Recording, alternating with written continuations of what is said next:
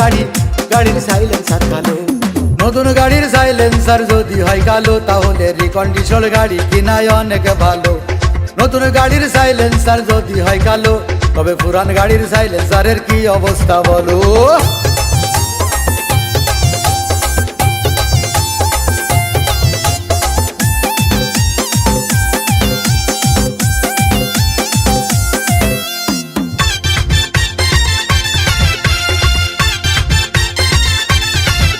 আরে নতুন গাড়ির যা যাই আছে, পুরান গাড়ির মধ্যে কিন্তু তাই তাই আছে।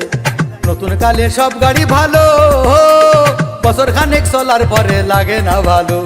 মাসে একবার সিগন্যাল দেবে, মোবিল পাল্টাতে হবে।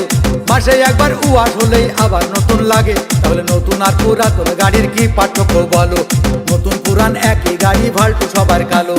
নতুন গাড়ির সাইলেন্সার যদি হয় কালো, তাহলে রিকন্ডিশন গাড়ি কিনাই অনেক ভালো। নতুন গাড়ির সাইলেন্সার যদি হয় কালো, তবে পুরান গাড়ির সাইলেন্সারের কি অবস্থা বলো।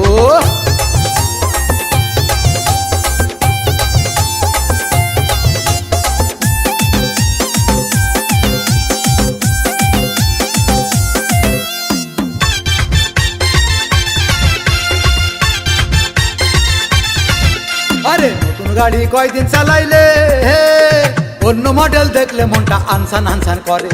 নতুন গাড়ির বাইরে সব ভালো, লাইনার কালো, পিস্টন কালো, তেলের ট্যাঙ্কিও কালো। সব গাড়িরই বাইরে ভালো, ভিতরে সব কালো। মাসে একবার উয়াশ হলেই ঝামেলা সব গেল। তাহলে নতুন আর পুরাতন গাড়ির কি পার্থক্য বলো। নতুন পুরান একই গাড়ি, ভাল্টু সবার কালো। নতুন গাড়ির সাইলেন্সার যদি হয় কালো, তবে রিকন্ডিশন গাড়ি কেনাই অনেক ভালো।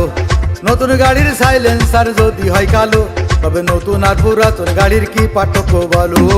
যেমন বলো টাটা বলো, যেমন বলো টাটা বলো। সব গাড়ির উপরেই দেখতে ভালো, গাড়ির উপরেই দেখতে ভালো। যতই কেন নতুন গাড়ি, গাড়ির সাইলেন্সার কালো। যতই কেন সাদা গাড়ি, গাড়ির সাইলেন্সার কালো। নতুন গাড়ির সাইলেন্সার যদি হয় কালো, তাহলে রিকন্ডিশন গাড়ি কিনাই অনেক ভালো। নতুন গাড়ির সাইলেন্সার যদি হয় কালো, তবে পুরান গাড়ির সাইলেন্সারের কি অবস্থা বলো। পুরান গাড়ির সাইলেন্সারের কি অবস্থা বলো। পুরান গাড়ির সাইলেন্সারের কি অবস্থা বলো।